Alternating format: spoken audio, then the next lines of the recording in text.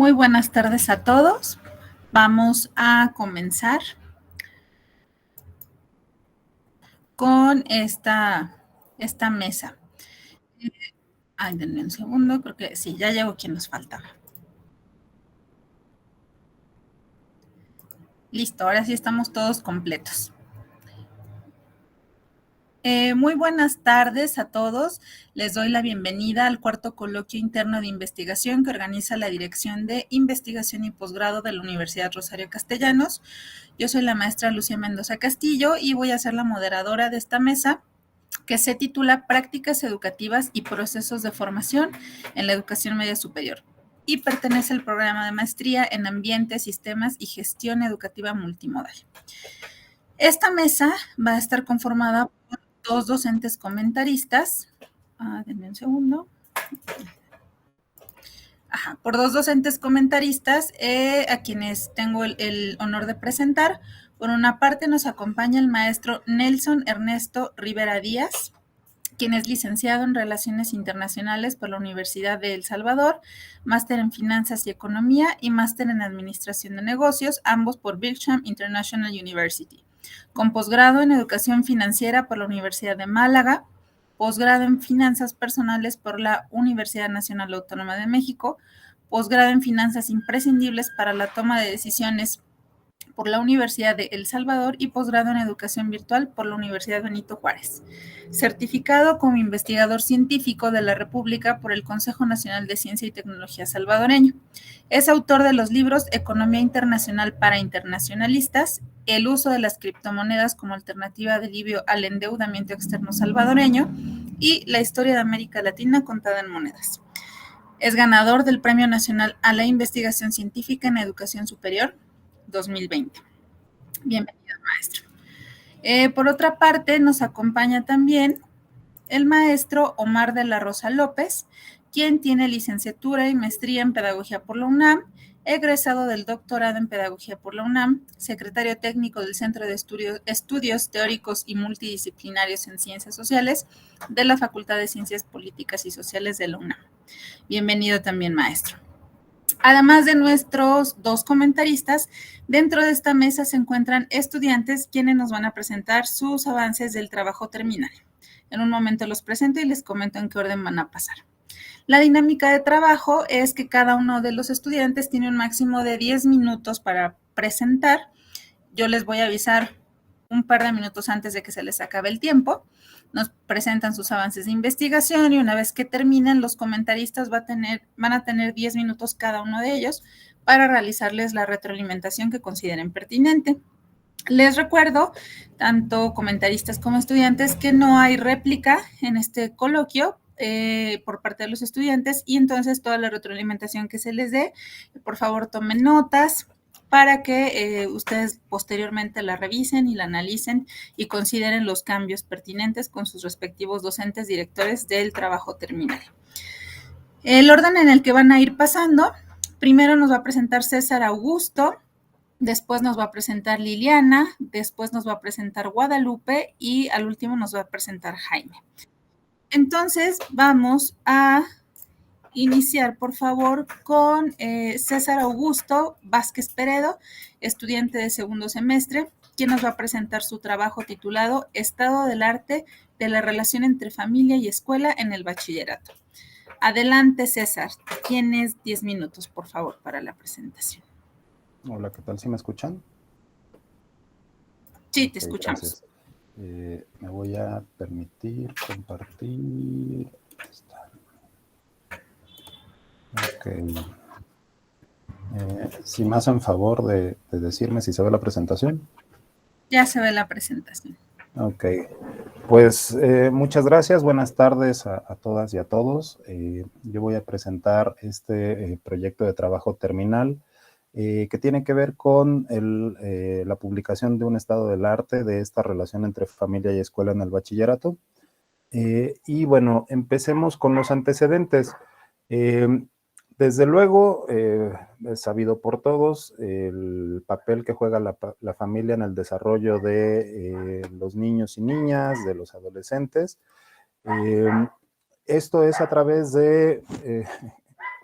perdón, estaba lavando mi perro. de propiciar la generación de estructuras, desarrollo de habilidades, de hábitos, enseñanza de valores que vamos a utilizar como personas a lo largo de nuestra vida.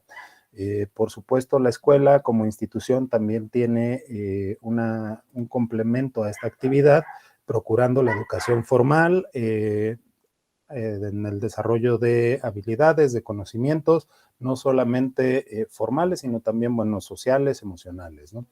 Desde luego, se esperaría que estas dos instituciones encargadas en la sociedad moderna de la formación de las personas colaboraran de manera activa para lograr un desarrollo integral. Y en la literatura, esta interacción se ha estudiado desde diferentes perspectivas, hablando, por ejemplo, de programas de formación docente enfocados al desarrollo de estas relaciones, cómo utilizar este vínculo entre familias y escuelas en el ámbito tutorial, y estrategias de participación activa de madres y padres dentro de los centros escolares, a través de asambleas, a través ahorita se me fue el nombre, pero bueno, de manera que tuvieran como participación en las decisiones que se toman en los centros escolares, ¿no? Desde luego, eso es en el ideal. En los hechos, lo que se observa es que existe una falta de comunicación y colaboración efectiva entre familias y escuelas. Esta situación se va agravando conforme los estudiantes van creciendo, y al llegar a nivel medio superior, que es el nivel en el que me quiero enfocar, pues prácticamente no existe este vínculo entre familia y escuela, ¿no? De igual manera, la investigación en este rubro requiere de una actualización, ya que el último estado del arte en el tema, al menos que yo conozca, data del 2011, ¿no? De estos estados del arte que construye el Consejo Mexicano de Investigación Educativa. Por lo tanto, el objetivo es justamente publicar un estado del arte de las investigaciones en nuestro país sobre este tema de la relación entre escuela y familia, enfocado principalmente en el nivel medio superior, de manera que se pueda hacer una revisión sistemática de la literatura reciente, considerando los últimos 12 años, para analizar cómo se ha estudiado esta cuestión, qué resultados se han obtenido y también el tipo de propuestas que han surgido en torno a el desarrollo de esto. ¿Qué es un estado del arte? Bueno, pues sabemos que toda investigación científica se basa en una serie de conocimientos previos que van a funcionar como el sustento teórico de toda investigación. En un estado del arte, lo que se busca es justamente conocer este conocimiento en determinado momento histórico. Generalmente estamos hablando de las investigaciones más novedosas, los resultados más recientes, y esto permite a su vez conocer tendencias en el terreno de la investigación, conocer las metodologías que se han utilizado, si existe conflicto entre dichas metodologías, y también lograr identificar vacíos teóricos que se puedan llenar a partir de nuevas investigaciones. En palabras de George Reyes, en realidad pues, un estado del arte es una investigación sobre la investigación, ¿no? Y bueno, de igual manera, en la literatura existen muchos enfoques, muchas propuestas, incluso muchas veces al estado del arte se le llama estado de la cuestión, estado del conocimiento, que no necesariamente son sinónimos, sin embargo, muchas veces se utilizan de esa manera. En particular, me gustó esta como clasificación de los estados del arte en sistemáticos, en donde lo que se busca es sintetizar y comparar la investigación sobre un tema cuando no hay mayor conflicto en este tipo de investigaciones. Semisistemático cuando un tema se ha abordado desde diferentes disciplinas y entonces lo que se busca es contrastar estos diferentes enfoques de investigación desde las diferentes disciplinas y analizar esta evolución temporal de el desarrollo en investigación. Y por último está un enfoque integrativo que de alguna manera lo que propone es generar un análisis crítico para, con miras a generar conocimiento nuevo, con miras a generar una nueva postura epistemológica con respecto al tema, ¿no? Este último sería al que me gustaría apostar, pero bueno, todo depende de cómo vaya evolucionando el trabajo. El método de investigación, planteo aquí una propuesta muy general que tiene que ver con una serie de pasos. En primer lugar, la toma de postura epistemológica desde la cual se va a trabajar la investigación, la definición del objeto de estudio, a continuación, pues, la recopilación de información. Esta información se va a categorizar y va a permitir definir categorías en las cuales se puedan identificar los principales rasgos de la investigación en el tema y finalmente una interpretación teórica de estos resultados. Como recursos, lo que pretendo es indagar en la literatura que se ha publicado en revistas indexadas, por lo tanto voy a recurrir a bases de datos. EBESCO, que es una base de datos internacional, principalmente la justificación de utilizar esta es porque tiene este recurso, o bueno, esta división de recursos educativos en particular.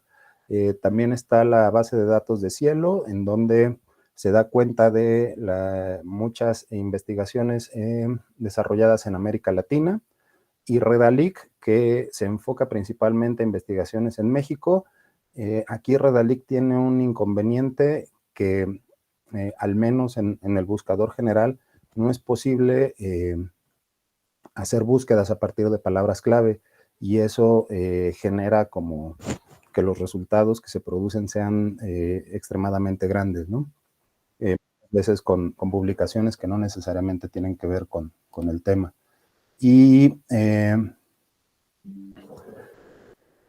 se va a utilizar también un software de gestión de referencias para poder manejar el análisis.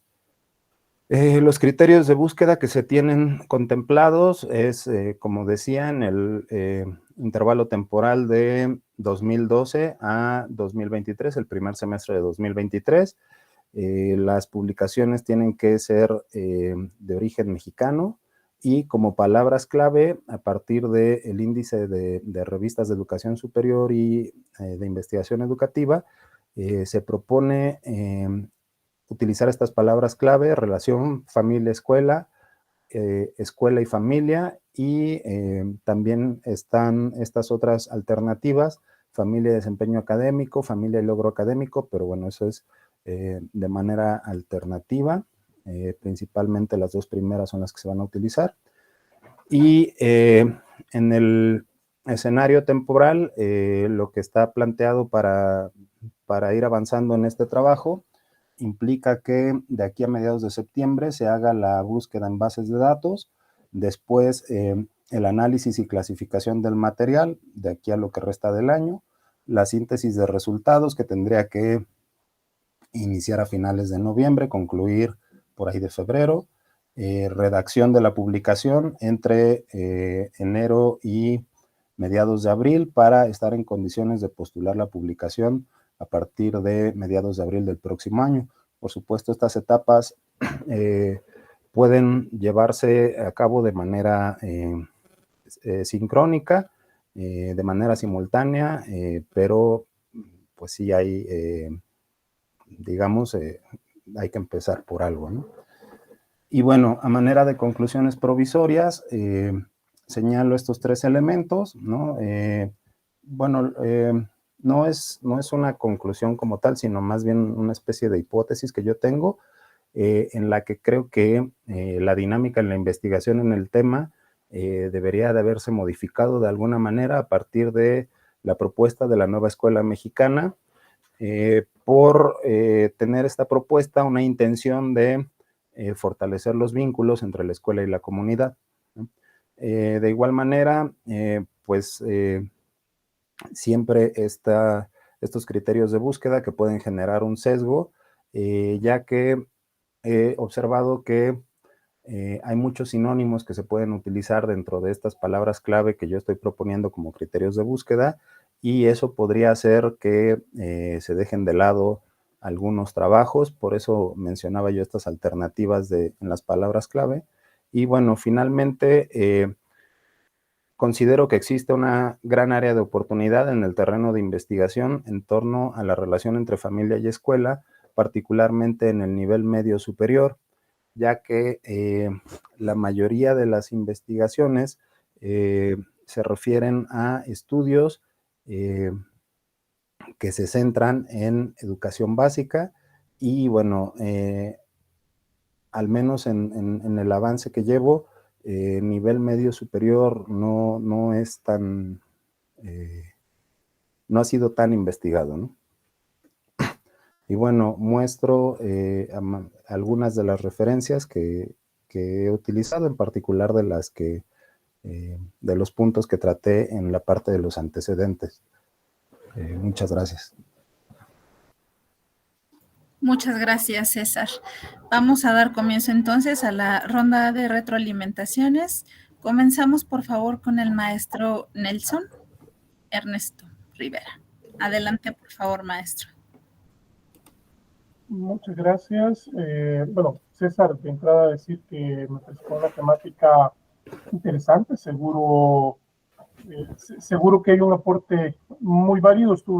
De lo que nos enviaron, estuve haciendo una revisión rápida y, como tú dices, hay, digamos, muy poco estudio a nivel medio y superior, ¿verdad? Y eso lo vuelve novedoso. Creo que tienes muy bien organizado el método de recolección, y eso es sumamente relevante porque el tener muy claro de dónde voy a obtener la información y sistematizarla, sobre todo, nos va a ayudar a que el riesgo de sesgo sea menor. Efectivamente, coincido contigo. Tú mismo expresas un temor sucinto, y es el de dejar fuera algunas de las fuentes, precisamente porque la búsqueda se complica al ser un tema sociológico muy generalista, y esto puede dejar, digamos, fuera del foco a varias aristas. Entonces, aquí yo lo que te recomendaría es que puedas segmentar tus búsquedas de acuerdo a las áreas de conocimiento que implique o que conlleve. De hecho, ahora mismo hay algunos buscadores de inteligencia artificial que permiten hacer formulaciones directas sobre ciertas áreas en particular, y que son perfectamente compatibles con las bases de datos que tú has propuesto.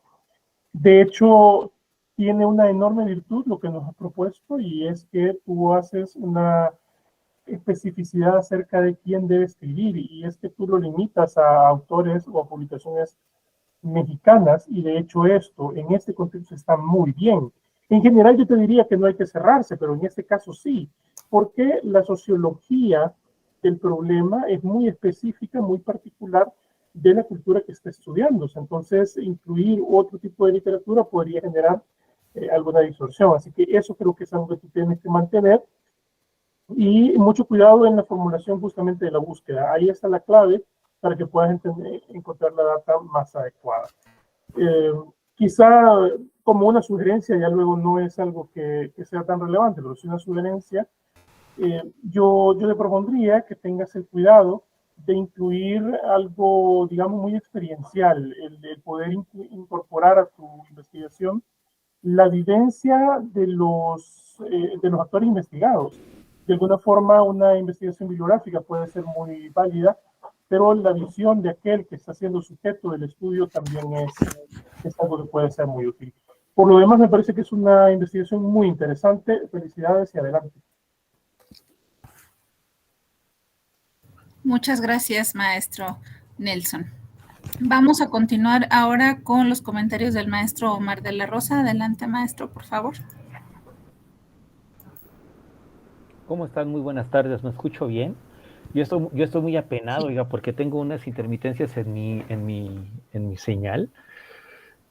Por el sur de la ciudad, yo soy acá del sur de la Ciudad de México, ya ha estado lloviendo tremendamente. Ayer nos quedamos sin luz, un aguacero, Sí, y ahorita igual. no, hombre, y ahorita parece que va A llover otra vez. Sí, Sí. y yo soy muy cercano a la zona boscosa de la Magdalena Contreras, entonces imaginarás, Ah, hay pues unos esperemos que no. torrenciales. Si No, en esperemos, determinado esperemos que no. momento necesita apagar su cámara, profesor, está bien. No hay ningún. Mejor, para tener un acercamiento un tanto más personal, yo voy a mantener mi cámara prendida. Ujú. Si consideran que Sí, yo deba apagar el video, por favor avísenme y si se empieza a cortar o algo, le aviso sí, para por que. favor. Yo Ujú. intentaré ser muy breve. Una pregunta.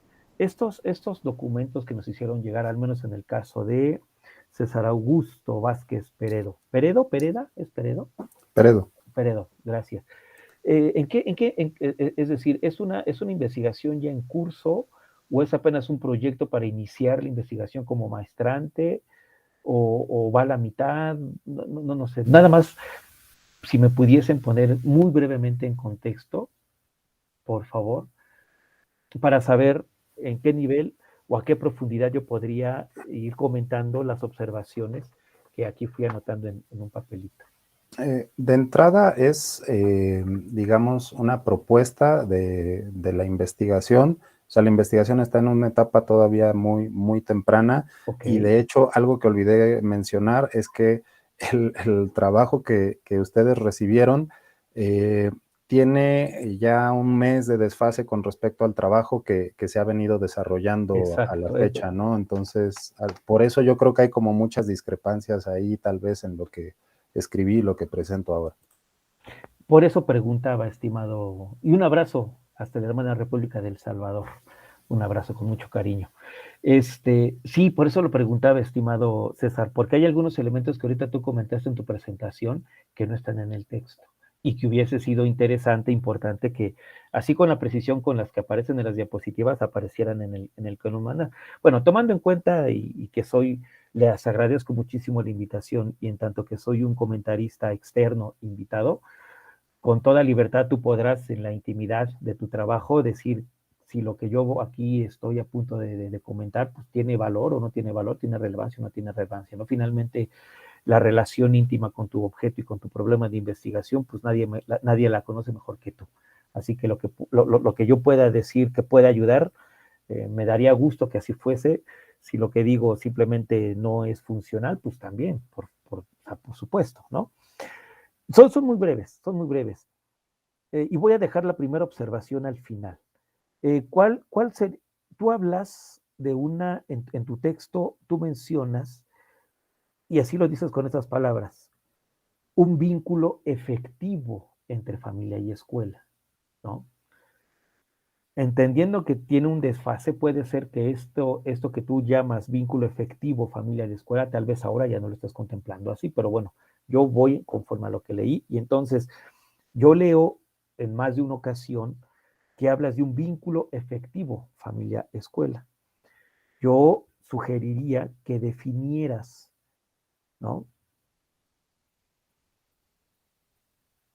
¿A qué le estás llamando vínculo efectivo? Que lo caracterizaras, ¿no? Y ahorita voy a lo primero que te quiero comentar que voy a dejar al final.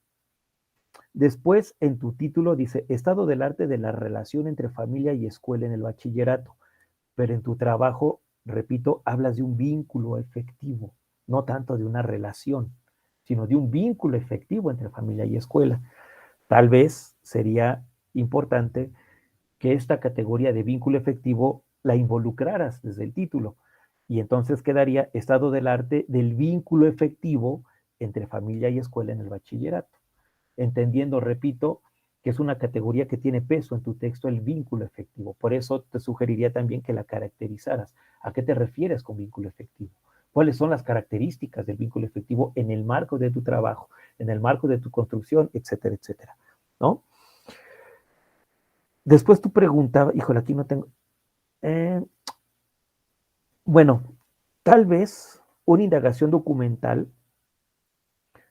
eh, a mí me viene a la mente que tal vez una indagación documental sobre qué se ha dicho del vínculo efectivo entre familia y escuela podría ser más delimitado que simplemente indagar sobre el estado del arte acerca de la relación entre familia y escuela. No sé si estoy siendo claro.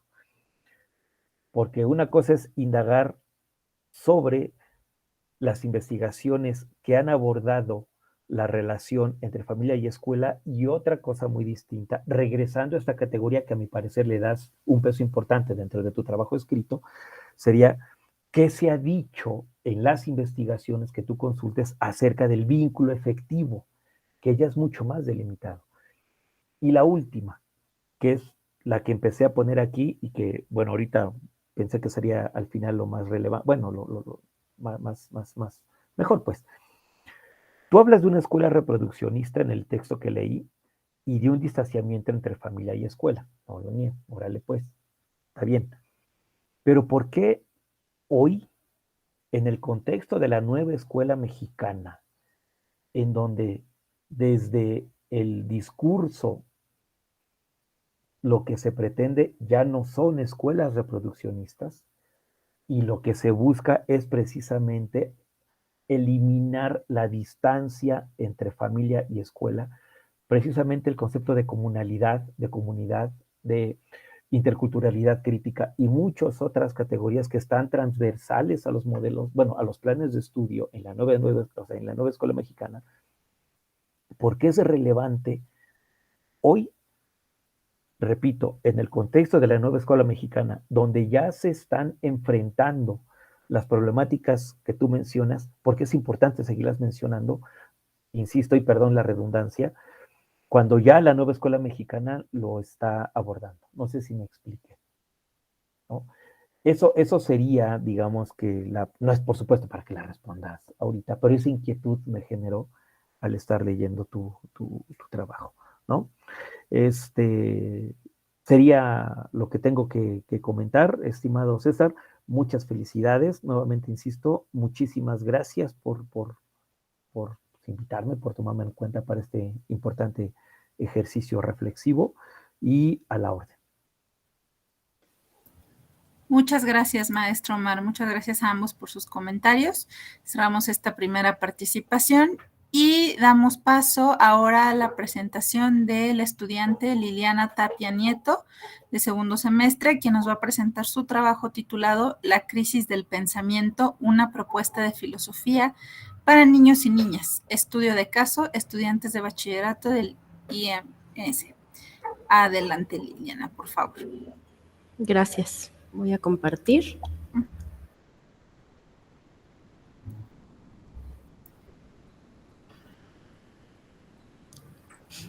¿Ya se ve? Está cargando, ya se ve. Adelante. Ok. Muchas gracias. Bueno, buenas tardes a todas y a todos. Mi nombre es Liliana Tapia y efectivamente voy a presentar mi proyecto de investigación, solamente hacer la precisión sobre algo que ya se comentaba. El trabajo que recibieron los comentaristas, pues también tiene un mes de desfase, entonces ha habido algunas modificaciones que espero que ahora puedan quedar un poco más claras. Y empezando por el título, a partir de mi trabajo con la doctora Dalia Argüello, que es mi directora de trabajo terminal, pues hemos ido revisando las partes del proyecto, incluido el título. Ahora mi trabajo se titula La crisis del sentido, estudio de caso, estudiantes de bachillerato del IEMS. Y bueno, lo que voy a presentarles aquí son 5 elementos que van a conformar mi proyecto de investigación, comenzando, por supuesto, por el planteamiento del problema. Bueno, al respecto de esto, sabemos que la educación, la escuela, han tenido y tienen diferentes objetivos. Hoy en día podemos tener más o menos una idea general sobre que tiene como finalidad la construcción de sujetos críticos, capaces de comprender el mundo en el mundo en el que viven y, en su caso, de modificarlo. Y que la condición de posibilidad para dicha construcción de estos sujetos es el desarrollo del pensamiento crítico.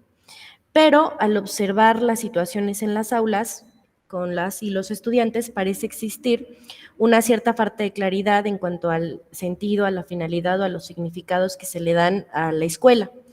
Esto generalmente se traduce en problemáticas concretas como la deserción, el rezago, el hartazgo, que finalmente podemos pensar como un desencanto por parte de quienes asisten a la escuela.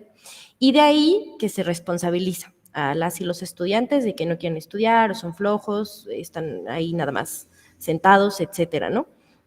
Entonces, bueno, en este contexto, mi pregunta de investigación, y bueno, dado que yo soy profesora de filosofía en el Instituto de Educación Media Superior de la Ciudad de México, pues mi pregunta de investigación va encaminada a el impacto que tiene la formación de filosofía y de pensamiento crítico en los estudiantes del IEMS a partir de la percepción sobre el sentido de su educación y sobre sí mismos.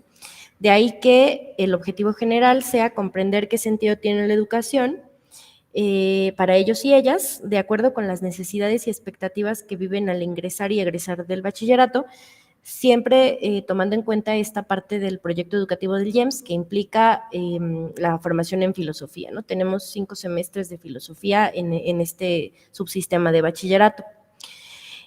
Bueno, hemos construido una ruta de trabajo a partir de pensar en la categoría de pensamiento crítico como la finalidad de la escuela, la clase de filosofía como el eje de formación de este pensamiento crítico que señala el propio proyecto educativo del IEMS.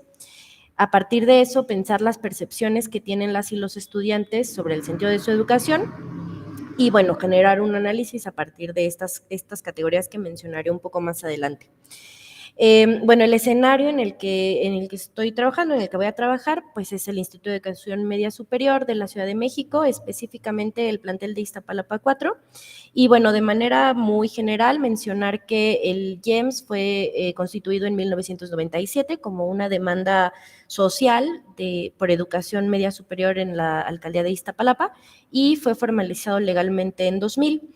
Es muy importante conocer el contexto del IEMS porque muestra como un proyecto educativo distinto de otros subsistemas de bachillerato a partir de los 3 ejes de formación, que es el eje crítico, el eje científico y el eje humanista.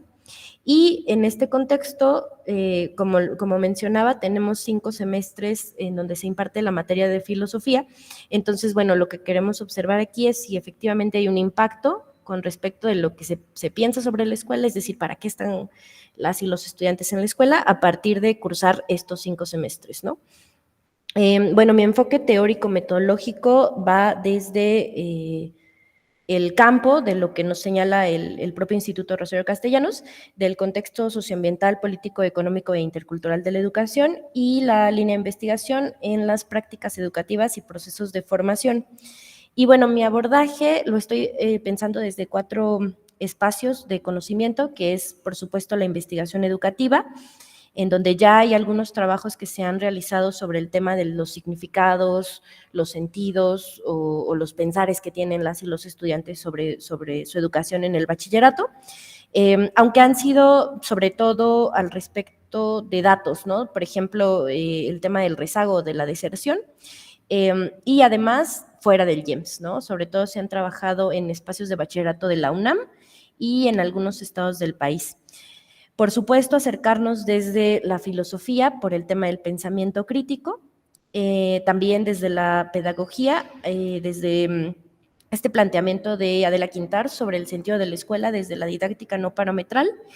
Y bueno, recientemente he integrado el tema de la antropología educativa, que también tiene varias cosas que decir, a pesar de que es muy reciente su trabajo ya sobre todo en educación formal y no indígena, hay poco trabajo, pero sí se ha realizado y precisamente tiene que ver con los significados y los significantes de la escuela. Bueno, para trabajar mi tema, pues he pensado en estos 2 formas de acercarme al problema. Claro, es una investigación de corte cualitativo y estaré utilizando estas 2 metodologías, la de la observación participante y la de la entrevista a profundidad, para poder de esta manera llegar a las 2 grandes categorías de análisis con las que he pensado trabajar. La del pensamiento crítico, por supuesto, desde el abordaje filosófico, entendiéndolo como una distinción entre el pensar y el pensar auténtico, ¿no? El tema de simplemente pensar al de pensar de manera crítica, de manera profunda o de manera reflexiva, que son precisamente algunos de los componentes que se revisan en las clases de filosofía y que están marcados por el propio proyecto educativo del IEMS. Entonces, aquí el punto es observar el tema del sentido, pero desde una visión en donde se supone que los estudiantes tienen un bagaje por el tema de la filosofía, y entonces saber si hay efectivamente algún cambio o a ver de qué manera se muestra esta situación.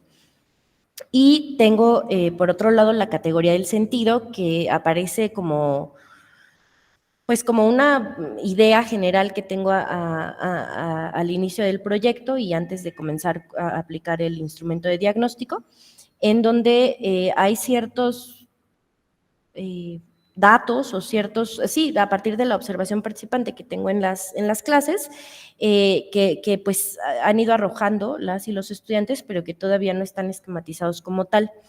El primero, pues, es el tema del éxito económico, que asisten a la escuela a partir de tener o de querer tener o de pensar que van a tener un éxito económico, ¿no? En el sentido de la sociedad del rendimiento que nos plantea Byung-Chul Han.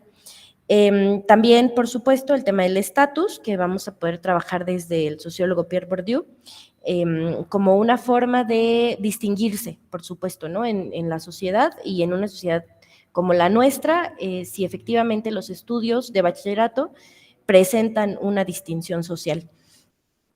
También hemos observado el problema de la costumbre o la repetición. Esto se refiere sobre todo a el hecho de ir a la escuela porque así debe ser, porque toda la gente va a la escuela y entonces también a mí me dijeron que debo ir a la escuela. En esta forma de no cuestionar ni siquiera nuestras propias acciones que señala Zygmunt Bauman y que también podemos observar en la filosofía venezolana ya con Simón Rodríguez en el siglo XIX. También el tema de la imposibilidad de desarrollarse en otros ámbitos de la vida desde el punto de vista de los estudios de la juventud, cuando las personas no se encuentran en un espacio ni en otro porque no pertenecen al mundo de las infancias, pero tampoco al mundo adulto, entonces pues están como ahí en medio y no son nada. Y bueno, la escuela tiene también, hemos visto, esa función de ser un espacio en donde se pueden desarrollar y que no van a ser juzgados, ¿no? Como en el mundo de las infancias o en el mundo adulto. Nos quedan 2 minutitos, por favor, sí, Liz. claro. La formación individual, que está ligado en el caso de la filosofía antigua a la vida contemplativa, al saber por el saber, etcétera. El tema de la transformación social, que responde sobre todo a la pedagogía de la liberación, como esta manera de modificar la realidad que vivimos a partir del conocimiento y de la propia escuela. Y finalmente el tema de las becas, que apenas estoy como incorporando porque se sabe también que hay gente que va a la escuela porque va a tener una beca, entonces esto todavía no lo he llevado como a lo concreto, pero ahí está todavía para pensarse. Tengo entonces este capítulo tentativo que igualmente presento en el trabajo que envié, que bueno, va señalando cada uno de los puntos que mencioné durante la presentación, no dejando de lado, por supuesto, el tema del proyecto educativo del IEMS porque es una parte relevante y porque es el espacio que va a dar como forma, ¿no?, al propio proyecto. Y bueno, ya con esto termino. Ahí están nada más algunas de mis referencias del proyecto. Muchas gracias. Muchas gracias, Liliana. Continuamos ahora con los comentarios. Por favor, maestro Nelson, si es tan amable.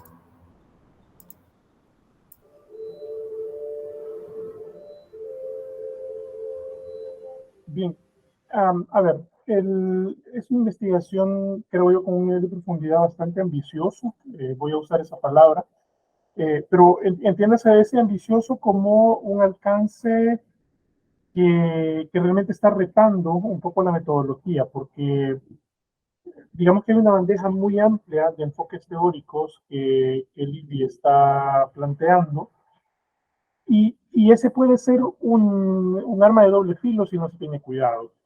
Si se maneja de manera correcta, si se maneja de manera sobre todo equilibrada, esto puede llegar a ser una ventaja porque le permite una serie de aristas desde donde puedo observar el fenómeno, y esto me permite sacar unas conclusiones muchísimo más holísticas. Pero también puede ser una desventaja si yo de repente empiezo a hurgar más desde un enfoque y dejar otro un poco de lado, y no necesariamente porque uno me convenga y otro no, sino más bien porque uno puede tener mayor profundidad que otro. Por ejemplo, se hablaba de la escuela venezolana, que es una escuela muy de vanguardia para su época, pero que suele tener esa tentación de desmenuzar demasiado el fenómeno en una visión meramente crítica, y dejar de lado algunas cuestiones sociológicas que ahora mismo pueden, eh, pueden digamos, ser mucha afectación. Pero al margen de eso, creo que ese abanico tan amplio no solo es válido, sino que es muy enriquecedor. Quizás un consejo que yo daría en este caso es que cuando estemos haciendo el abordaje de la temática desde sus diferentes enfoques, establezcamos esos puentes teóricos que conectan un enfoque con otro. Porque, si bien es cierto, son diferentes aristas, pero es un mismo fenómeno. Sobre todo porque Lili labora en el lugar donde se realizará el estudio. Entonces, esto me puede llevar a un sesgo si yo empiezo a individualizarlo en enfoques, ¿verdad? Entonces, es crear una red multienfoque me permite a mí mantenerme centrado, ¿verdad? Y no porque la investigadora esté haciéndolo de manera personalista, sino porque es una tentación de sesgo imposible de superar si no tengo un anclaje, si no tengo un faro. Entonces, quizás el éxito de esta investigación, que no dudo que será un éxito, estará en esa capacidad que tenga la investigadora de mantenerse al centro observando con un faro que le permita mantener esa neutralidad. Por lo demás, me parece que es un tema muy interesante. Se están abordando algunas cosas ahí que son muy novedosas. Ese tema que aún no se ha incorporado y que ella menciona acerca de por qué voy a la escuela, realmente quiero estar ahí, realmente lo que quiero es becarme y aquí lo que pase me da lo mismo, lo estoy utilizando como un puente. Es parte de un proceso que ahora mismo no se ha investigado lo suficiente y creo que tú puedes dar un aporte de verdad fenomenal. Muchas gracias. Gracias. Muchas gracias, maestro Nelson. Continuamos, por favor, maestro Omar. Adelante. Claro que sí. Me escucho bien, ¿verdad? Buenas tardes. Es que cambié de chicharitos. No vaya a ser que haya hecho ahí alguna cosa. Ok, gracias. La misma observación que le hacía a César, tomando en cuenta que hay un avance del escrito a lo que ahorita presenta. Más que desfase, digamos, hay avance, ¿no? Entonces, lo que yo leí es una versión previa a lo que ahorita tú ya has trabajado. Creo que algunas de las cosas que yo aquí hice anotaciones ya se resolvieron en tu exposición. Intentaré no ser, pues sí, no, concentrarme en lo que creo yo podría abonar a lo que leí y a lo que escuché, y de igual forma, lo que creas que es útil, con todo gusto, y lo que creas que simplemente está fuera de lugar, pues también, por supuesto, ¿no?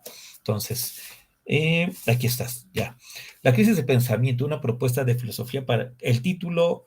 Tenía algunas yo observaciones sobre el título, pero lo modificaste. Entonces creo que esas me las puedo saltar, ¿no?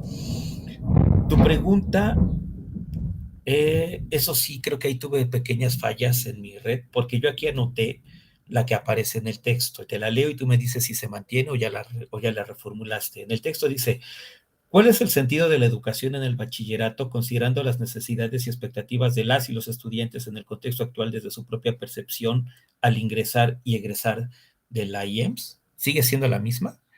Bueno, me parece una pregunta un poco confusa, tal vez si acaso darle ahí una manita de gato en la redacción para que se comprendiera con más claridad.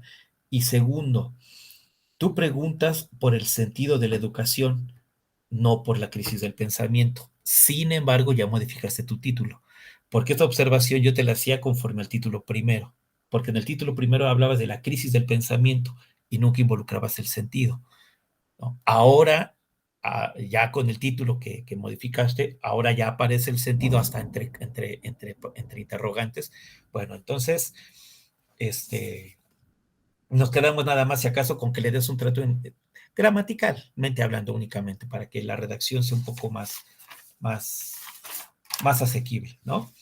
Luego, en el objetivo general del texto, decías, comprender el sentido de la educación para estudiantes de ingreso y egreso, para diagnosticar, a ver, espera, es que luego escribo muy rápido. A ver, comprender el sentido de la educación en estudiantes al ingresar y al egresar para diagnosticar el desarrollo del pensamiento crítico. Eso es el objetivo que aparece en tu texto, ¿no? Ya es otro. Bueno, entonces, yo nada más, y creo, bueno, no sé si esto todavía entonces tenga pertinencia, porque yo encuentro en este objetivo general dos objetivos, ¿no? Y creo que es algo parecido a lo que ahorita el profesor Nelson comentaba. Espero haberlo comprendido correctamente.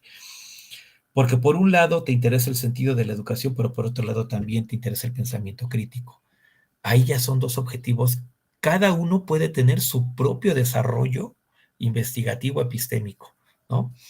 No me terminó de quedar muy claro, ¿no? Ahorita que te escuchaba, o más o menos te escuchaba, porque te decía que me lamento y me disculpo nuevamente que mi internet anda medio lento, así como que no anda muy bien. Pero al menos en lo que te leía, no me queda muy claro cómo es que tú vinculas filosofía para niños, pensamiento crítico y cómo lo relacionas con eso del sentido de la educación, ¿no? Eso como que esa triada no me terminó de cuajar del todo. Si ya hay avances al respecto, ya hay ciertas soluciones, bueno, lo dejamos hasta ahí. Retomas a Heidegger cuando hablas del pensamiento, que es el pensar, ¿no? En el texto, leí por ahí que también te interesa, bueno, retomabas a Estela Quintar con la didáctica parametral.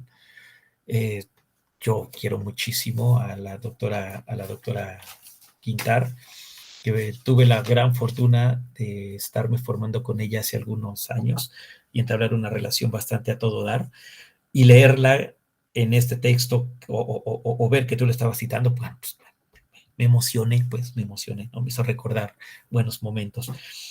Sin embargo, aquí yo encontraba una cierta, vamos a llamarlo en un sentido llano, contradicción teórica, ¿no? No sé si todavía estos autores sigan siendo el fuerte en lo que ahorita ya trabajaste o lo que ya avanzaste, pero en los textos que amablemente compartías. ¿Por qué? Porque Heidegger habla de que todo tiene sentido. Recuerda de hecho, lo que él habla de que el lenguaje es la casa del ser. Y entonces, el lenguaje siempre tiene un sentido, siempre. Que no se pregunte por el sentido del ser es otra cosa. Pero o tiene un sentido dado o un sentido otorgado. El sentido dado es el del mundo, el de lo uno, y el sentido otorgado es ese que es sujeto en reflexión. Bueno, ya. Y Estela Quintar habla de hecho, hasta aquí está la cita. Dice, espérame, lo dices, falta de sentido como primer acto de violencia. ¿Por qué digo que hay cierta contradicción? Porque mientras para Heidegger todo tiene sentido, lo único que hace falta es identificar cuál es ese sentido. Para Estela Quintar, si hay un sentido y un sinsentido, ¿no?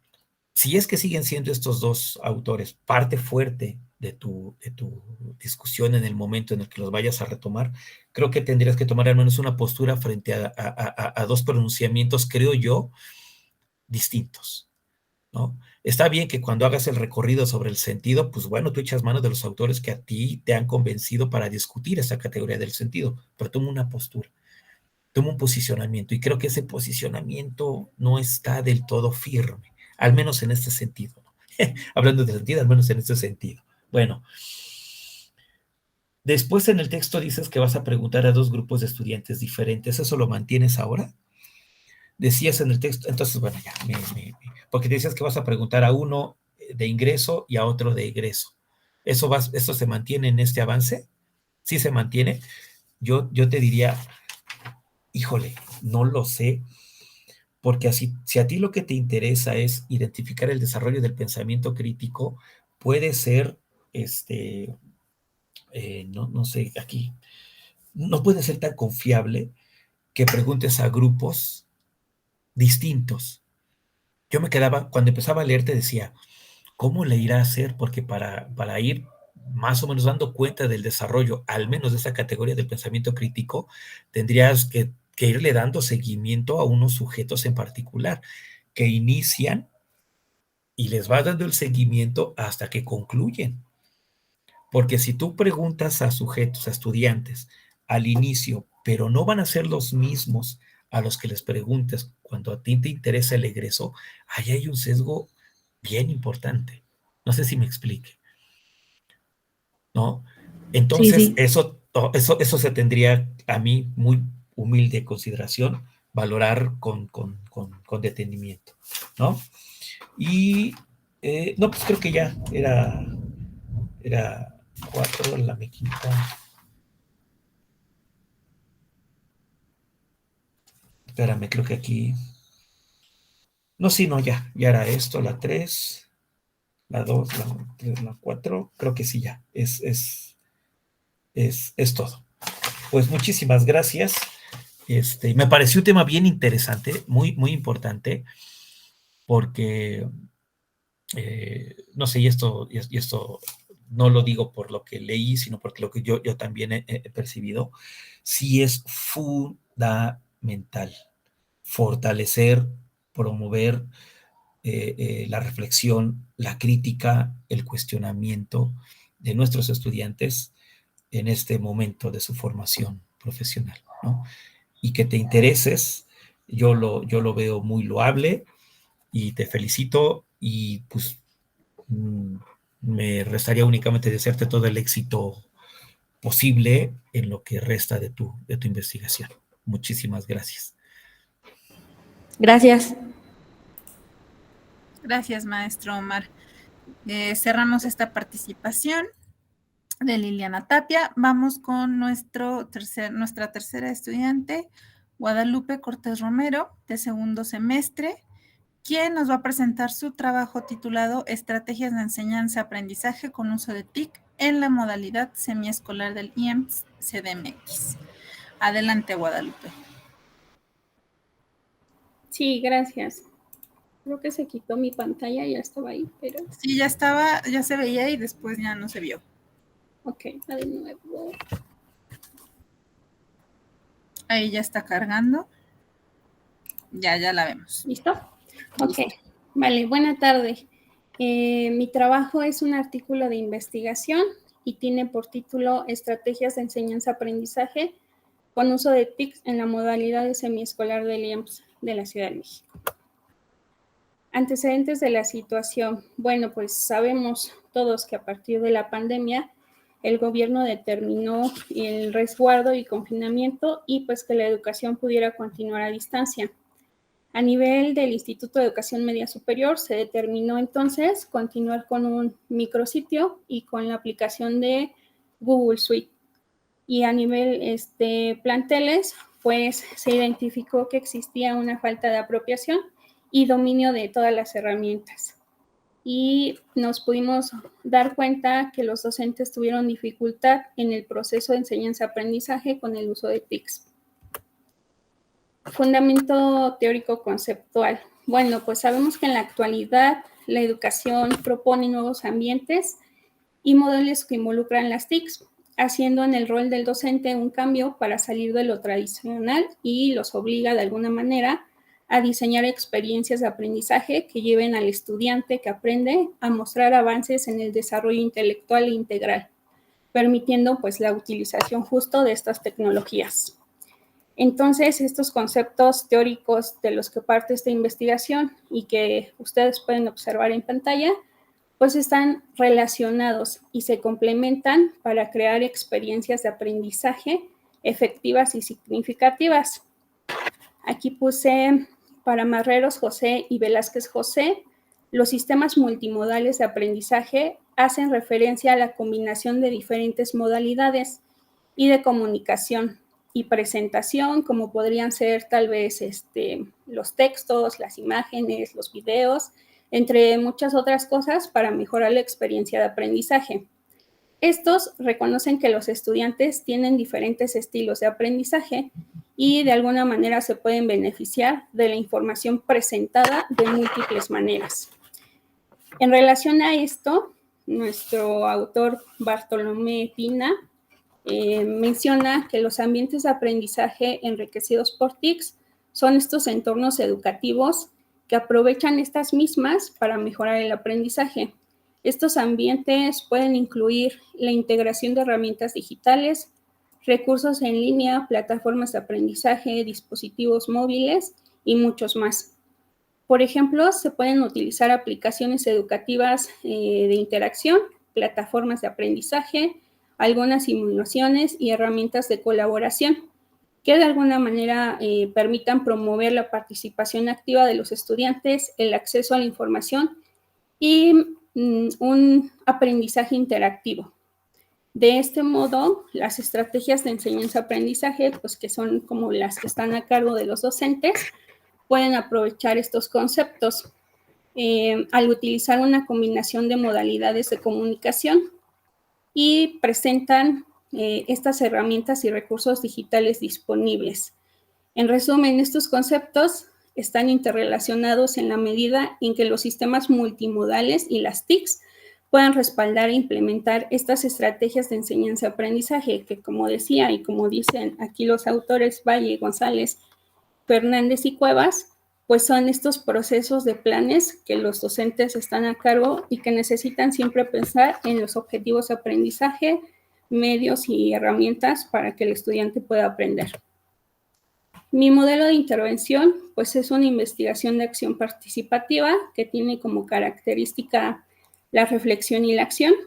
Y el objetivo de este modelo, pues es mejorar justo las estrategias con uso de TICs en el proceso de enseñanza-aprendizaje de los docentes de esta modalidad. Aquí voy a hacer como un paréntesis, pese a que la modalidad se llama semiescolar, la mayoría lo entiende como que no es presencial y es una modalidad 100% presencial, pero tiene unas características en específico en la población que justo pues hace que el estudiante tenga un estudio de manera más independiente. Objetivos. Mi objetivo general es implementar estrategias en el proceso de enseñanza-aprendizaje con TIC en la modalidad semiescolar a través de un programa de intervención para transformar la práctica docente. Mis objetivos específicos son 3, pudieran salir más en el camino, y el primero es identificar las necesidades de los docentes sobre el uso de las TICs a través de diferentes instrumentos para tener un diagnóstico real. Determinar las habilidades, competencias y objetos de aprendizaje a desarrollar en los estudiantes para poder diseñar una estrategia de aprendizaje en Classroom. Esta me parece importante porque pues, no podemos pensar en una estrategia si no tenemos ubicadas las habilidades, competencias y lo que queremos que los estudiantes aprendan. Mi tercer objetivo es diseñar los recursos didácticos y de evaluación del programa de intervención. Mi línea de acción, pues justo voy a buscar a 50 docentes de la modalidad semiescolar, probablemente de diferentes planteles porque también tienen unas características. No, en un solo plantel, digamos que no pudiera encontrar estos 50 docentes. Y bueno, planeo hacerlo a través de la distancia. Voy a comenzar por el diagnóstico, partir de las demandas y necesidades de los docentes, unir la reflexión y la acción que se tenga, elaborar un plan, plantear el proceso de esta investigación, acción participativa como la vía de movilización, establecer los objetivos de aprendizaje, seleccionar las estrategias, implementarlo y evaluarlo. Mi estrategia metodológica pues va enfocada justo pues a esta parte, el diagnóstico, establecer estos objetivos, seleccionar estas estrategias, llámense tecnológicas, de medios y de materiales. Los materiales son los didácticos, que es lo que pienso que más tiempo me va a llevar. Implementarlo, evaluarlo, analizar, mejorar y tal vez volverlo a realizar. Mi catálogo de recursos está dividido pues, en 5 etapas de este proyecto, comenzando por la aplicación de encuestas, pues, que nos va a permitir tener este diagnóstico. La selección de las estrategias tecnológicas que cada docente podrá pues, definir de acuerdo a sus necesidades, incluso a sus planteles, porque no todos los planteles tienen las mismas condiciones. La selección de los medios y materiales, la implementación de las estrategias y finalmente la evaluación. Mi cronograma está centrado a partir de este mes, de este año, hasta el 2024. Los entré así porque a pesar de que ya tengo un avance, yo volví a iniciar, por lo que hay pues cambios considerables en lo que tienen ahorita por ahí o les hicieron llegar en su momento. Yo había comenzado con un modelo instruccional o un diseño instruccional y como que fui clarificando justo en este proceso. Entonces, comienzo por el planteamiento, me falta pulirlo, los objetivos de investigación ya los tengo y lo siguiente que voy a hacer es el diagnóstico. Mis conclusiones, ¿qué se ha hecho? En un primer momento elaboré yo un instrumento para identificar el uso y frecuencia de algunas herramientas digitales que los docentes tenían, pero este instrumento pues es casi al inicio de la maestría, ¿no? Casi un año. Entonces, yo considero que es necesario reelaborarlo para conocer justo las necesidades actuales de los docentes, porque pues bien pudieron avanzar, tener tal vez alguna capacitación y dominar tal vez más las tecnologías. ¿En qué momento estoy y para dónde voy? Pues estoy en el momento de la revisión de la literatura y justo voy para la reelaboración de este instrumento para poder aplicarlo y entonces pues partir de las necesidades reales de los docentes. Y pues eso sería todo. Muchas gracias. Muchas gracias, Guadalupe. Damos paso a las conclusiones. Me quedé con tu palabra. A los comentarios, por favor. Ahora empezamos con el maestro Omar. Adelante, maestro Omar. Ay, me estaba espantando, creí que no iba a jalar esto, pero muchas gracias. De inicio, no sé si todavía hablar de conclusiones sea pertinente en tanto que está en ciernes. Podríamos pensar que las conclusiones como que de esta primera parte, y eso aún yo lo pondría tal vez un poquito entre comillas. Me parece muy pertinente por los contextos, post-pandemia, durante la pandemia, sí lo escribes. Tu caso creo que también es similar al de los demás, al de la otra compañera y compañero, ¿verdad? Que hay lo que mandaste por escrito y hay un avance y una reformulación. Entonces, aunque sea reiterativo, te lo comento, lo que pueda ser útil adelante y lo que puede estar fuera de lugar por el proceso mismo de tu trayecto en la tesis, sin problema lo desechas, ¿no? Yo empezaría diciendo esto, estimada Guadalupe. Primero, felicidades y muchas gracias por compartir. Pues sí, mira, tú hablas del proceso de enseñanza-aprendizaje como uno mismo. Hoy es un debate que se ha dado sobre todo en el ámbito de la didáctica, en donde la misma didáctica ha hecho un énfasis en que el objetivo de la didáctica es la enseñanza, mientras que la psicología del aprendizaje, pues el objetivo de la psicología del aprendizaje es el aprendizaje. ¿Por qué te digo esto? Porque ya no lo entienden como un solo proceso, es decir, enseñanza-aprendizaje no es un solo proceso, sino sería la relación de dos procesos independientes, enseñanza y aprendizaje. Si le quieres entrar a esa discusión, le puedes entrar, yo creo que tu tesis te lo permite, no porque conviertas a la discusión o la diferencia entre enseñanza y aprendizaje en objeto de tu investigación, pero podría ser un apartado en donde tú tomes una postura y justifiques con total claridad el por qué entiendes a la enseñanza-aprendizaje como un solo proceso, si acaso, ¿no? No estás obligada, por supuesto, si acaso, ¿no? Hay autores, sobre todo latinoamericanos, Marta Souto, Alicia Camilloni, está María Cristina Davini, Edith Ledwin, ¿no? En su mayoría argentinos, que han trabajado precisamente estas distinciones, ¿no? Repito, no es que estés obligada, pero tu tesis me parece que da la oportunidad a que trabajes un poquito esto y al final tú digas, y nosotros le llamamos enseñanza-aprendizaje por estas razones. Y a partir de esta definición operativa, te arranques con todo lo demás, ¿no? Involucra en tu pregunta la modalidad semiescolar, porque en tu pregunta, al menos la que yo leí en el texto, no involucra el apellido, solo dice, híjole, no la escribí, pero si no mal recuerdo, tu pregunta era, ¿cómo beneficia o cómo ayuda, algo así, la tecnología a la educación? Híjole, si me puedes leer la pregunta, es que no la... tontamente no la transcribí y ahorita no tengo abierto el documento, perdóname. Sí, una de las preguntas iniciales justo era cómo beneficia el uso de las TICs al proceso de enseñanza-aprendizaje.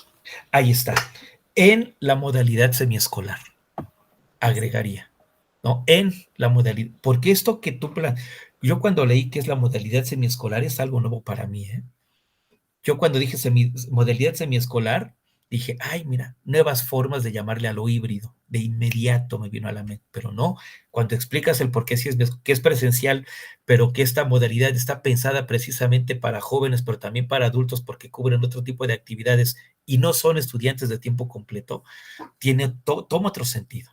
Toma otro sentido totalmente distinto. Bueno, yo te diría, estimada Guadalupe, ya hay propuestas que plantean precisamente el beneficio de las tecnologías aplicadas a la educación, sea presencial, híbrida, mixta, ahora semiescolar, formal, no formal. O sea, ya hay un buen número de aportaciones que hablan de las bondades y de las cosas maravillosas que podemos encontrar cuando aplicamos las tecnologías a los procesos escolares.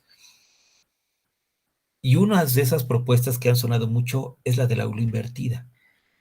Tal vez abordarlo de manera muy particular o sea, involucrar de manera así específica. Y en lugar de preguntarte por las TIC en un sentido amplio y genérico, preguntarte directamente por esta forma a la que la han llamado aula invertida. No sé si me explique. ¿De qué manera el aula invertida beneficia a la modalidad, al proceso de enseñanza-aprendizaje en la modalidad semiescolar? Pero ya delimitas a un momento en particular, a un modelo en particular, repito, el aula invertida, ¿no? Y creo que ahora tú no vas, a ver, pensar, o sea, si pensamos, decimos, órale, le voy a invertir el aula invertida, podría uno preguntarse, pero si ya se ha dicho mucho sobre el aula invertida, ¿cuál es lo novedoso entonces de tu tesis? Yo pensaría, pues es que yo no voy a hablar del aula invertida en sí misma, voy a decir o a manifestar, a resaltar la relevancia del aula invertida en una modalidad tan particular como lo es la modalidad semiescolar. Es decir, yo no estoy encontrando el hilo negro al hablar al recuperar el aula invertida, pero la relevancia radica en que precisamente esta forma de trabajar a la que se le ha denominado la invertida, ¿por qué puede ser funcional y benéfica, didáctica y pedagógicamente necesaria para la modalidad semiescolar de un plantel en particular, de una modalidad que no existe, al menos en otros bachilleratos nacionales? ¿Voy claro, Guadalupe? ¿No? Y a lo mejor por ahí es entonces, podrías meter ya ahí a lo que de repente, de manera muy terca, luego los profesores llamamos la originalidad. ¿Dónde está la originalidad? ¿Dónde está esto? Ah, bueno, pues por ahí podría ser a lo mejor una pista, ¿no? Y entonces yo te decía, tu pregunta podría ser cómo beneficia el aula invertida al proceso de enseñanza-aprendizaje en la modalidad semiescolar. Y el sentido de la pregunta es mucho más acotado y creo que permite entonces ya direccionar hacia lo que te comentaba. Y nada más, ya, no robo más tiempo.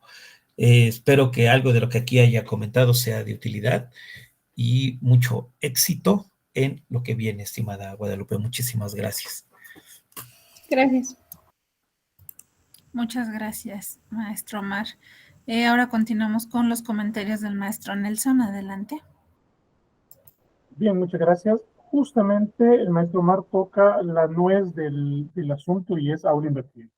¿Verdad? Es justamente la propuesta que yo igualmente tenía.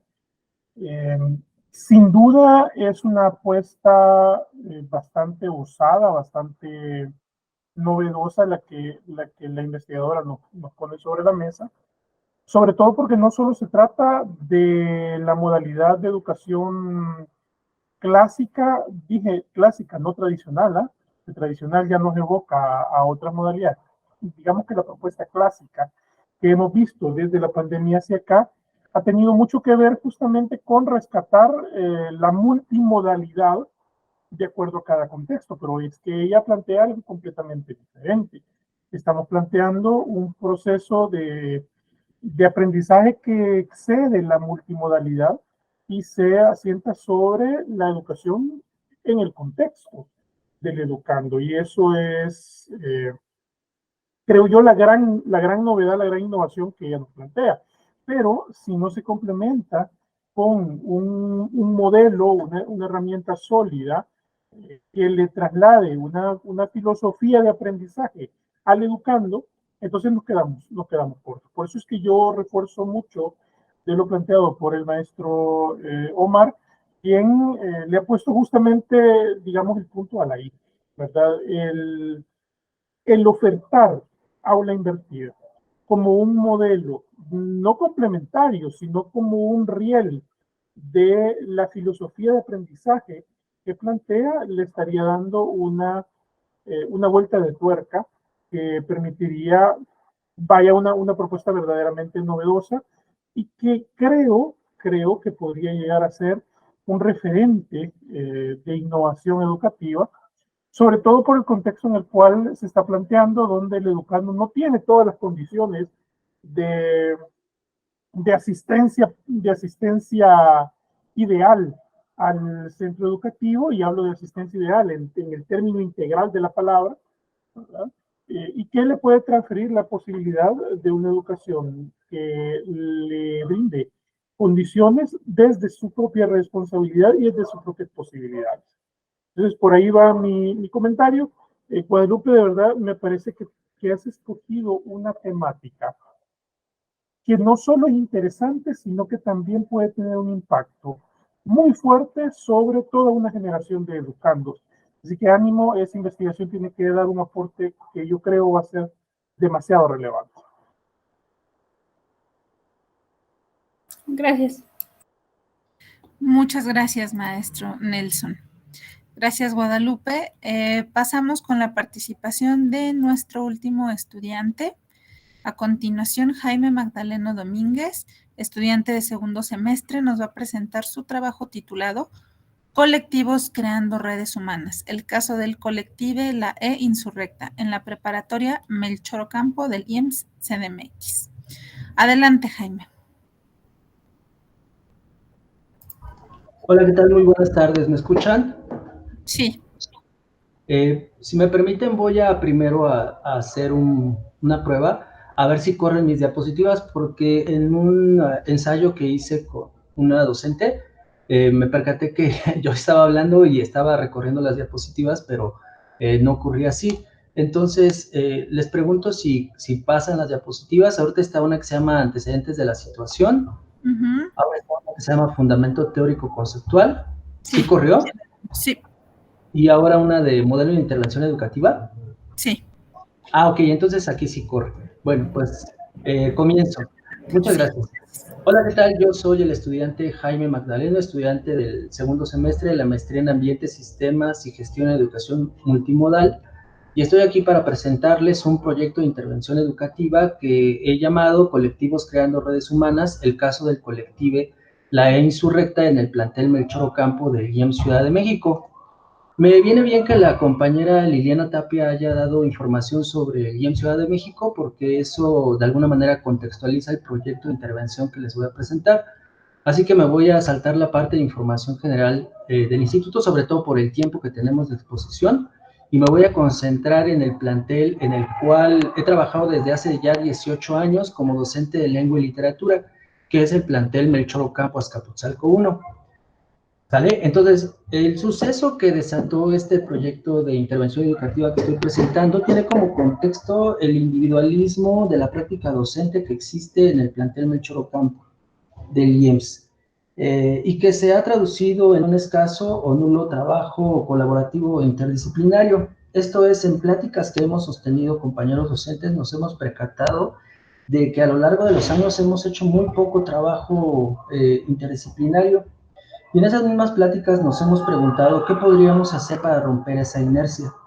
Así pues, el proyecto de intervención que presento surge como un medio para romper el aislamiento de la práctica docente a través del trabajo colaborativo e interdisciplinario. Aquí ocurrió algo, pues no sé cómo llamarlo, no sé, atípico, o no, tal vez típico, puesto que a la par que estábamos charlando los compañeros docentes y yo acerca de cómo romper esta atomización o este individualismo, me encontré con la convocatoria para ingresar al posgrado en el Instituto Rosario Castellanos. Entonces, ideé un proyecto de investigación que atendiera y atacara esta problemática. Pero la verdad es que desde que entregué mi proyecto no lo había delineado del todo, porque pues las ideas iban surgiendo conforme se daban las pláticas con mis compañeros, conforme yo mismo iba pensando el tema, y entonces este proyecto ha cambiado demasiado.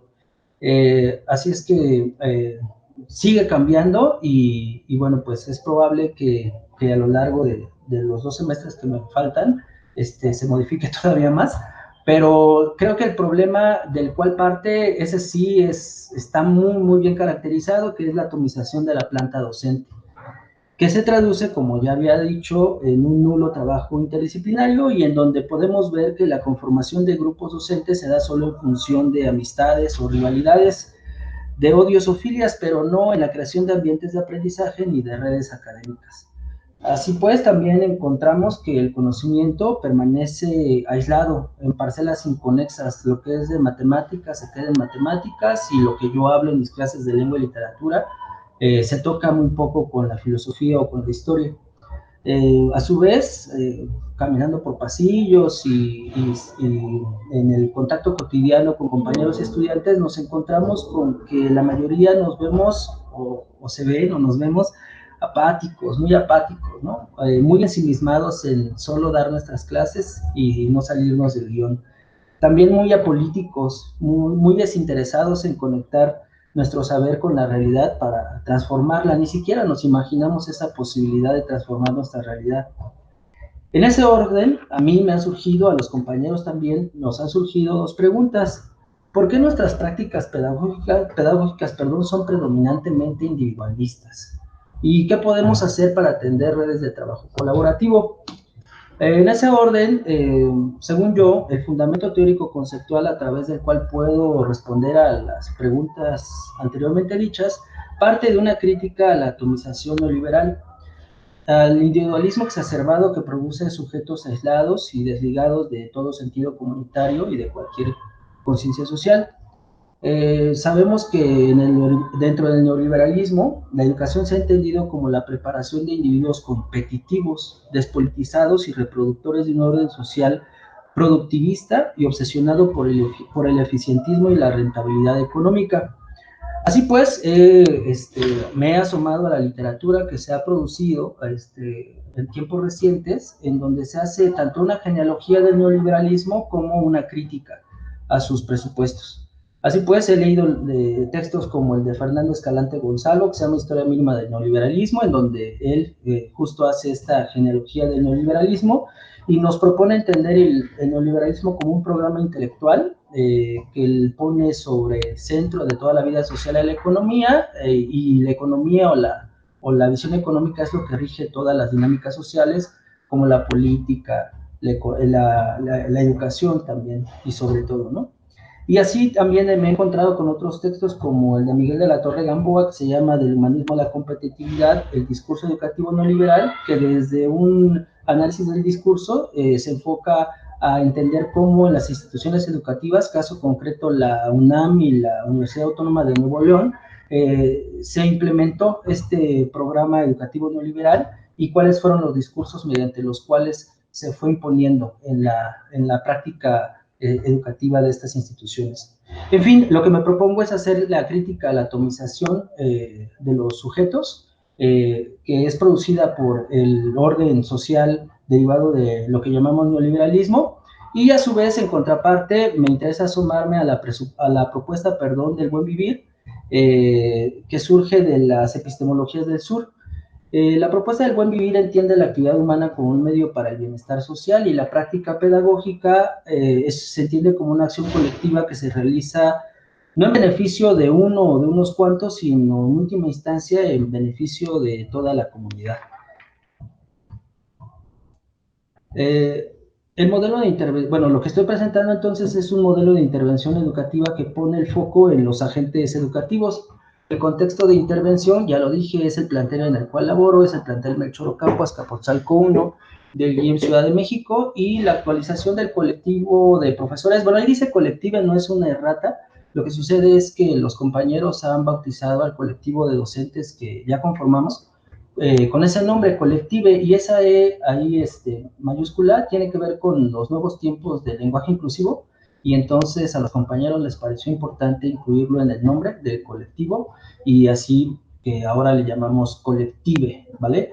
Y bueno, la actuación del colectivo se inserta en un contexto de educación formal, dado que nuestra acción se realiza dentro de una institución como el IEM Ciudad de México, una institución que imparte educación formal, pero consideramos que también nos movemos dentro de la educación informal, en concreto porque nuestro programa de trabajo no está diseñado por la institución educativa, sino nosotros lo conformamos cada semestre, y tampoco expedimos certificados ni somos propiamente una institución paralela al IEM, sino somos docentes desarrollando actividades de una manera hasta cierto punto autónoma y autogestiva.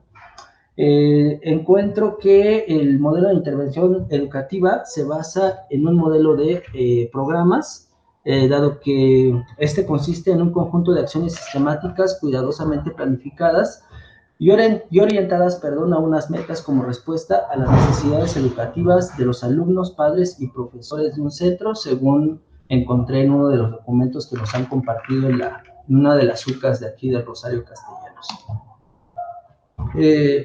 El objetivo que tiene el colectivo, bueno, y el proyecto de intervención, encuentro que es un objetivo de desarrollo y lo dividí en dos partes. Un objetivo general que consiste en desarrollar un trabajo colaborativo entre docentes y estudiantes del IEM Azcapotzalco 1 a través de la conformación de un colectivo interdisciplinario con el fin de romper el individualismo en las prácticas pedagógicas y de reconfigurar el tejido social de la comunidad, organizando diversas actividades curriculares y extracurriculares que repercutan en la formación académica y político-cultural de docentes y estudiantes.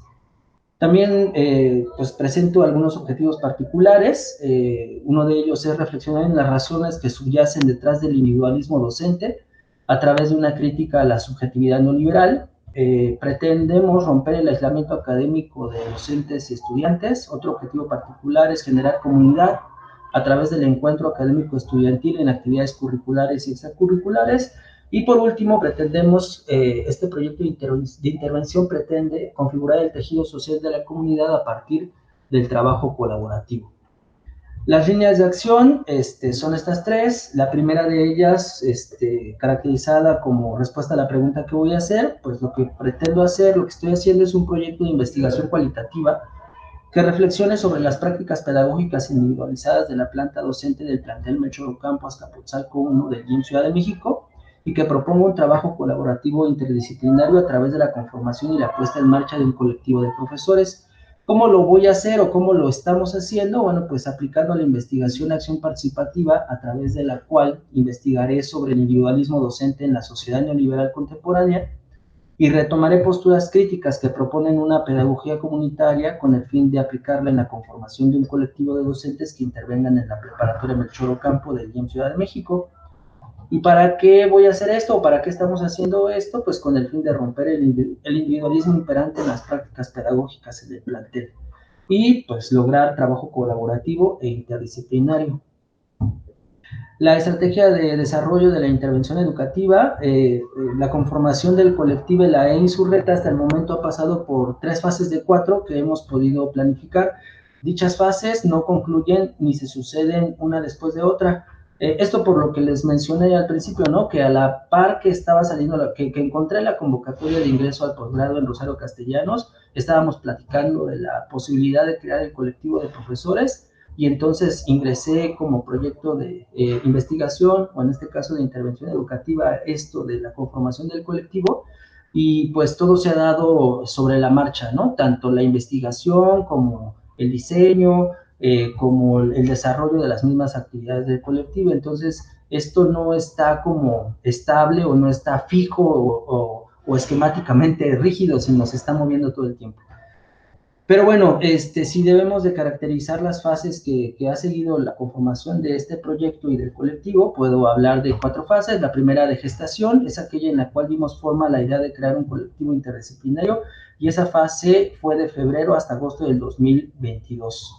La fase 2 de puesta en marcha es aquella en la cual comenzamos el trabajo del colectivo a partir de un calendario de actividades previamente diseñado, y esa fue de agosto a diciembre del 2022. La fase 3 de análisis es aquella en la que reflexionamos sobre los objetivos logrados. Esta se desarrolla en cada periodo intersemestral. De hecho, pues por estas fechas debemos de tener la reunión para hacer el análisis de lo que desarrollamos el semestre que ya concluyó. Y la fase 4 de consolidación, esta no tiene ningún plazo determinado, más bien la caracterizamos por un número más o menos estable de participantes y por llevar a cabo los objetivos trazados. Nos queda un minutito, por favor, Jaime. ¿Perdón? Nos queda un minuto, por favor. Vale, pues estos son, sí, gracias, el catálogo con el cual contamos para el desarrollo del proyecto, obviamente con docentes, estudiantes, personal de apoyo y personal de servicios. Lo que realizamos, el núcleo de nuestro trabajo son una serie de actividades que diseñamos cada semestre. Para ello llevamos a cabo una serie de reuniones. Todo esto lo documentamos en Facebook, a través de un blog que hemos abierto y a través de un boletín impreso que repartimos. Y bueno, pues la idea también será documentar el trabajo que hacemos a través de una serie de entrevistas que pretendo realizar con los integrantes del colectivo para conocer sus impresiones sobre el trabajo realizado. Hay un diseño de presupuesto que como las actividades que diseñamos se dan por semestre, este presupuesto está caracterizado o está desglosado por semestre. Acá tenemos pues el desglose, pero por el tiempo ya no nos podemos asomar tanto a ello. También hay un cronograma, el cronograma de actividades, utilizó el diagrama de Gantt para poderlo concretar, y bueno, se realiza a su vez por semestre y es lo que tenemos acá, ¿vale? Por último, las conclusiones preliminares es que el colectivo La Insurrecta de la Preparatoria Melchor Ocampo se ha echado a andar a la par que se realiza la investigación. Con este proyecto y con el trabajo del colectivo buscamos romper el aislamiento docente para lograr un trabajo colaborativo y de esta forma crear comunidad. Contamos con una infraestructura suficiente, si bien con carencias importantes, como sea, el colectivo intenta ser autogestivo. Y por último, el colectivo es un proyecto vivo que tiene fases continuadas y propuestas de evaluación que permitirán el análisis de los resultados conseguidos. Les agradezco mucho su atención. Me despido con una foto de una de las sesiones del colectivo. Aquí tenemos algunos compañeros docentes, estudiantes, y bueno, pues en ocasiones se nos suman hijos de compañeros que pues están aquí de manera entusiasma trabajando con nosotros. Y a mí me gusta mucho esta foto porque aquí, si antes estábamos atomizados y vivíamos encerrados en nuestros cubículos, ahora nos reunimos y hacemos comunidad. Muchas gracias. Muchas gracias, Jaime. Pasamos ahora con la ronda de comentarios. Maestro Omar, adelante, por favor. Muchas gracias. Sí, muchas gracias, estimado Jaime, por la presentación. Muchísimas gracias. Tengo cosas muy breves que comentar al respecto. Me pareció desde el título Colectives, ¿no? La Insurrecta, y voy escuchando, bueno, no escuchando, bueno, ahorita sí, pero bueno, leyendo tu narrativa en primera persona, lo que has hecho, muy elocuente, una prosa bastante interesante, y no cabe duda que el proyecto pues también tiene sus alcances muy particulares y muy significativos. Te pongo aquí, me parece todo muy claro y bastante interesante. Yo preguntaría, ¿qué es aquello que falta que realmente pudiese convertirse en el problema de la investigación? ¿Por qué me viene a la mente esta pregunta? Tu pregunta en el texto leído es esta: ¿cómo rompemos? Bueno, no me acuerdo si hablas de rompemos o bueno, ¿cómo romper el aislamiento para tejer redes interdisciplinarias? ¿No? Por ahí va la pregunta de investigación.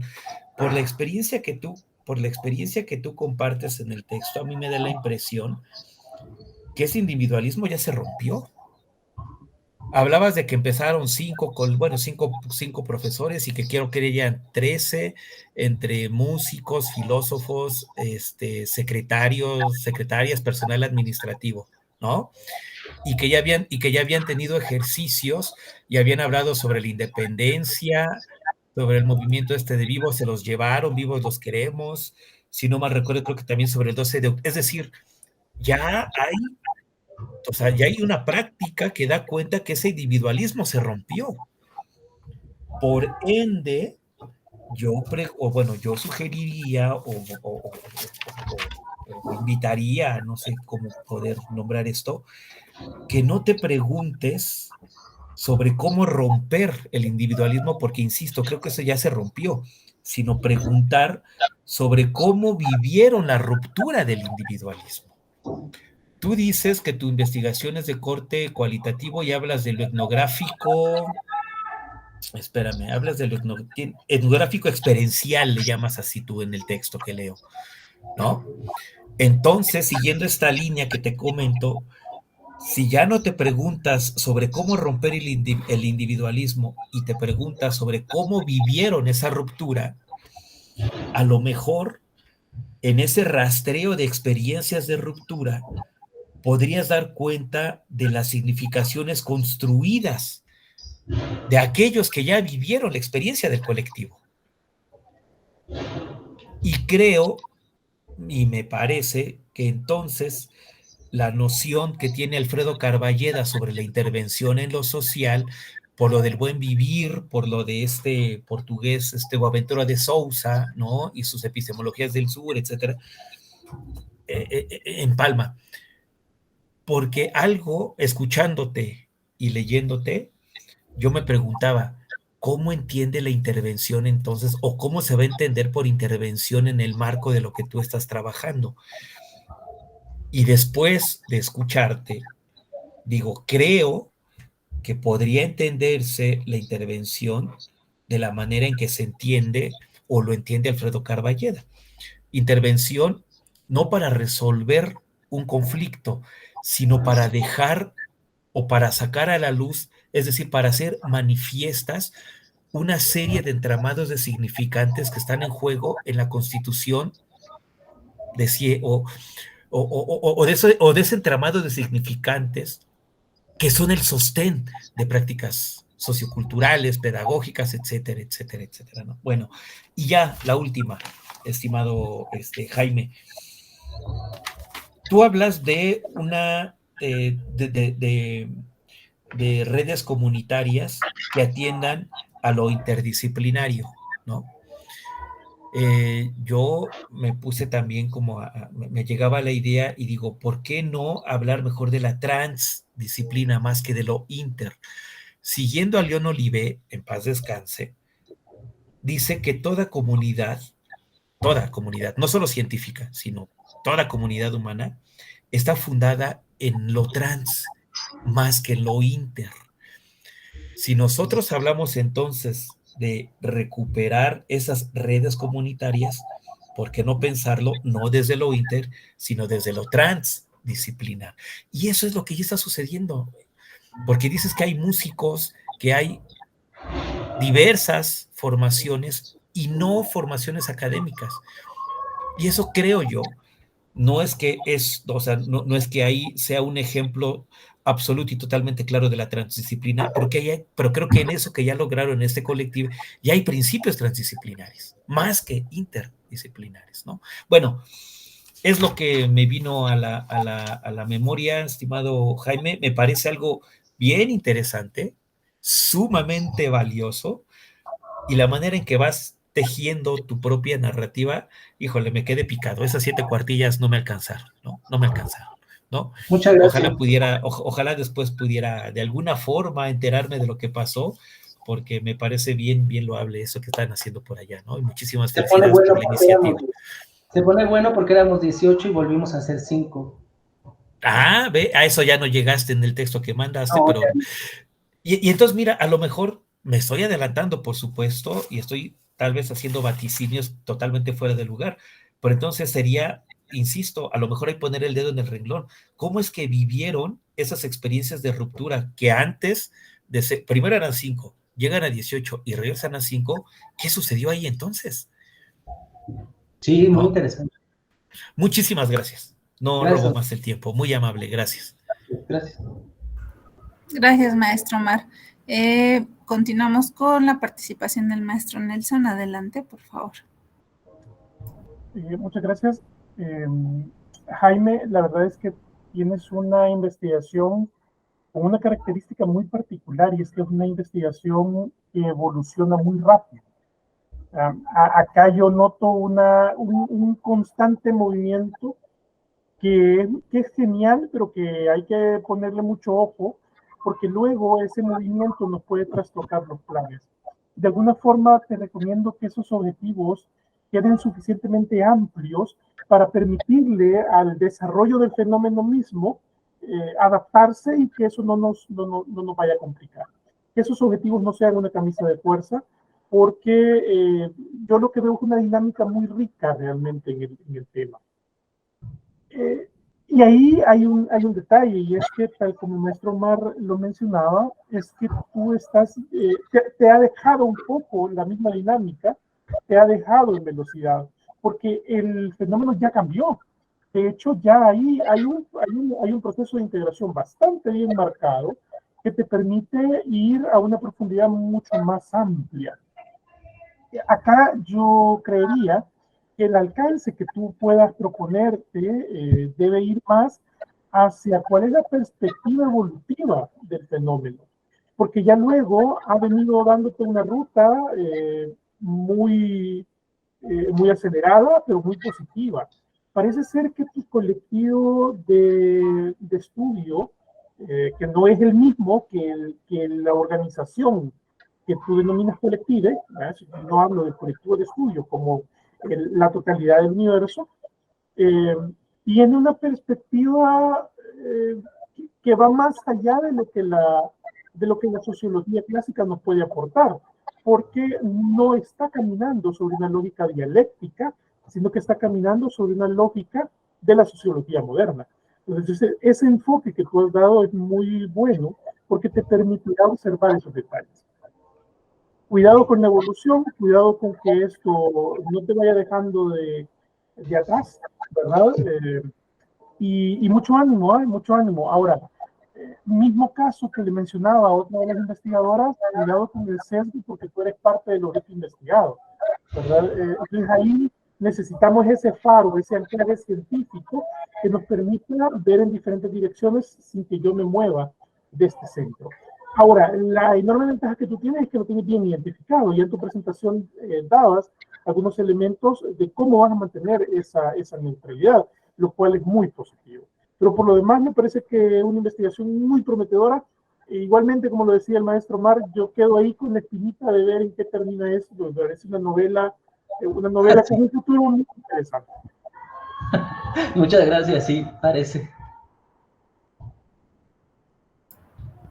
Muchas gracias por sus comentarios, muchas gracias, Jaime. Y bueno, pues con esta última participación cerramos esta mesa. Agradecemos la presentación de todos los estudiantes, nuestros 4 estudiantes, así como la participación de nuestros comentaristas y en general su asistencia a este cuarto coloquio interno de investigación del posgrado del de la Universidad Rosario Castellanos, en el cual se están presentando 308 trabajos de estudiantes en 80 mesas diferentes y que son retroalimentados por 80 expertos académicos de diversas instituciones de educación superior, tanto nacionales como extranjeras. Les reitero